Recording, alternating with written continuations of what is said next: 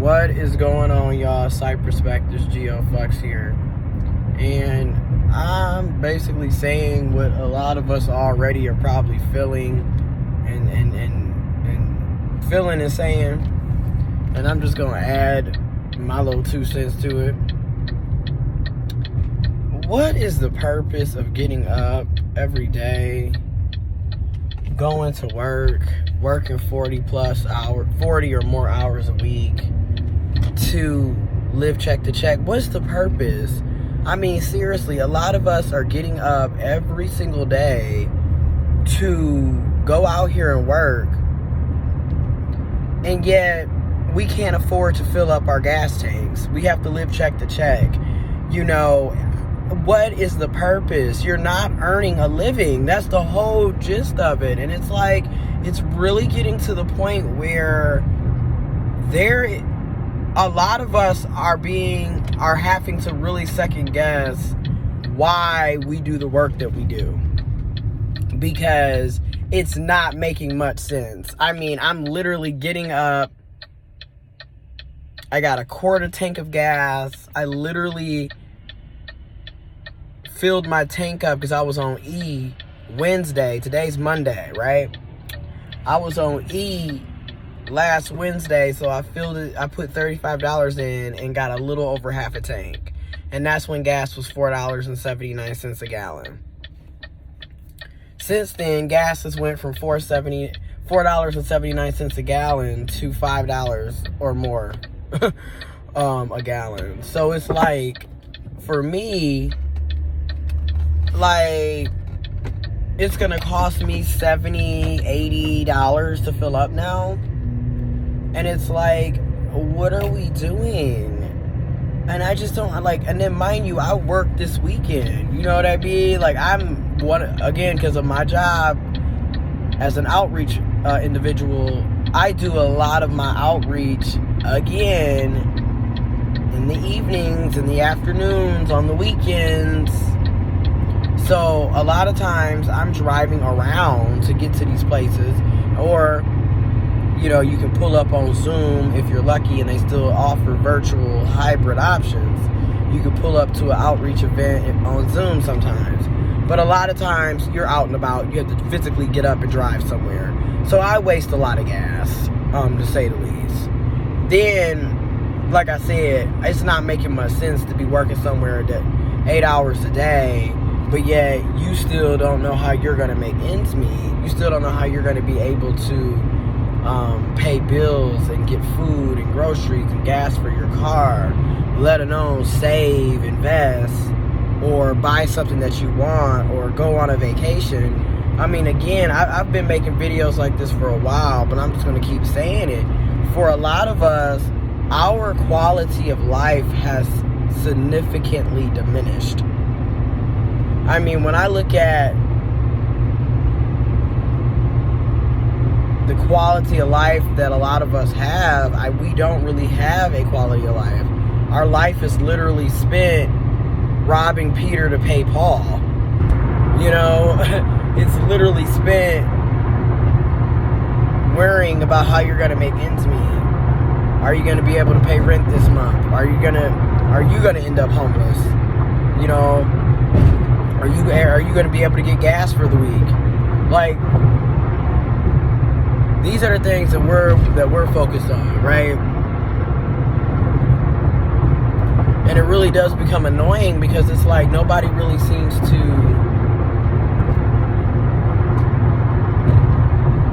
care, and it's just like, I'm not getting the purpose of us going to these jobs anymore. Like, we need a massive, nationwide, global, worldwide labor strike, point blank period, across industries. Because for the most part, your average working person is not being paid a living wage, is being exploited, and like, literally, just, you're overworked and you're underpaid.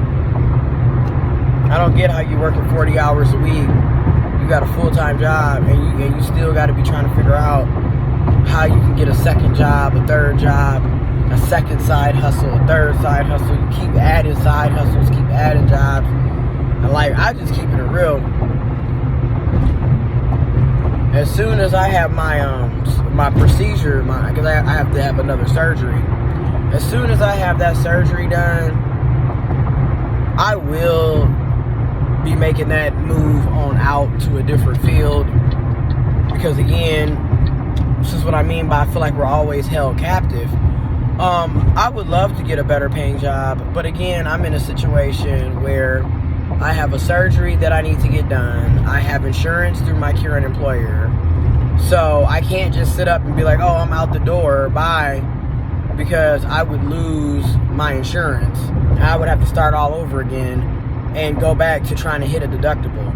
Well, I've already hit my deductible with my insurance through my employer, and I've already scheduled my, pretty much getting ready in the planning stages of scheduling my procedure. So more than likely, I'll be having my procedure in August or September of this year.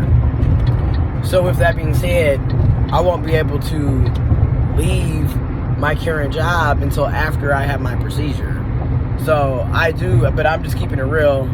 As soon as I have my procedure and everything is clear to go, I will definitely be looking elsewhere for a job, because gas is basically going to be $6 a gallon well before August. I mean, shit, it's early June and it's already $5 and up. So you pretty much know August is still damn near, it's still basically 7 weeks away. So you pretty much know that it's going to be over $6 by the time August comes. Unless this country's government actually decides to represent its constituents, aka you and me, instead of sitting up pandering for votes and then getting in office and doing the exact opposite. I mean, it's just mighty odd listening to elected officials tell us what they can't do, yet they're always sitting up here guilt tripping us to vote for them, yet our lives seem to get worse. You know what I mean? Our lives seem to get worser and worser and worser as time goes on. And like every time you turn around, it's a new saga. It's a new situation. People shouldn't need 2 and 3 jobs to barely make ends meet. And it's ridiculous how we're trying to normalize all it is. Like, what in the world? We are degressing, not progressing, degressing. We are going backwards. Like, seriously, when you look at the baby boomers, that generation literally was able to be high school dropouts and walk into factories that were going to be paying them family wages, living wages. They were able to take care of themselves on one income.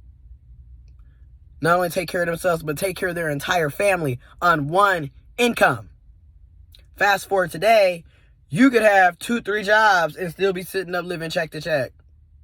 Make it make sense. And again, like I said, you had baby boomers who were literally high school dropouts. Today, you can have a PhD and be on food stamps. So again, we need to discuss what's going on out here, because it's not making any sense.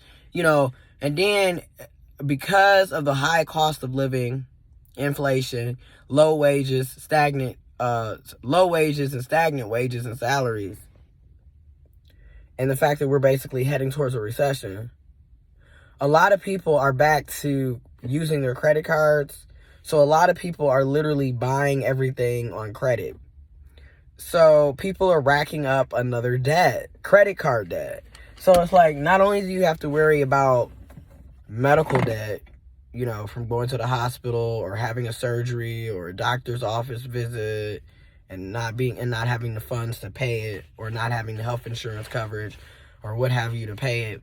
Then you have credit card debt. Like I said, people are buying groceries, gas, etc. on credit cards because they don't have the money to pay for it uphand. So now they're accumulating credit card debt. Keep in mind, these are many of the same people with the medical debt and the credit card debt also have student loan debt. So it's just a very vicious cycle. And then you always had these people talking about financial literacy. And don't get me wrong, financial literacy, financial education is very, very important. However,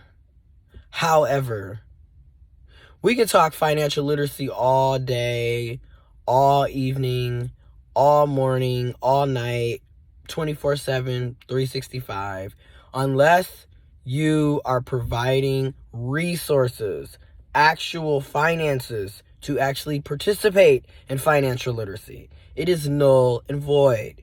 You cannot keep telling people they need to budget when they're literally living in poverty. There's nothing to budget with. You don't have any additional funds. After a while, the road to financial stability is to make more money. It's not much I'm going to be able to save on $2,300. I make a little over $2,300 a month. At this point, I'm paying anywhere from $280 to $420 a month in gas. I still have other bills and responsibilities. Ain't much saving gonna be going on here. Outside of the fact that you need another job, you need another side hustle, you feel me? You need to make more income. And again, what is the purpose of going to work to earn a living if you're still going to be living check to check? At this day and age, these jobs have no purpose at all because they're not providing you with a quality living. You don't even have a quality standard of life. It's just a complete shit show at this point. Anyways, I think we need a massive nationwide, global, worldwide labor strike at this point because we, the laborers, the workers, we're the ones that's being underpaid, severely overworked, and exploited by the capitalists, the corporations, the elected officials, those who have the power. Yet we're the ones that make the world tick because we're the workers. Yet we don't benefit from shit. We just keep getting exploited and gaslight and told that, it's our fault that we're struggling. And if you wasn't eating avocado toast, you would have $100 to fill up your gas tank, as if you are the one that decided the gas would be $5 and up a gallon. You know what I mean? And I'm going to also leave off with this. How are property management companies and landlords requiring people to make at least 3 times the rent? Yet there's no legislation to enforce employers to pay 3 times the rent. None of us have received any raises, cost of living raises or inflation raises or increases or nothing. We're still making the same amount of money that we were making prior to inflation, prior to COVID. Case in point, 2020, I made $38,000. And that's because I worked overtime. In 2019, I made $26,000. I'm now making $40,000. You see what I'm saying? I'm not really... And then keep in mind, after taxes and deductions, you're not getting that. So, we're being priced out of life.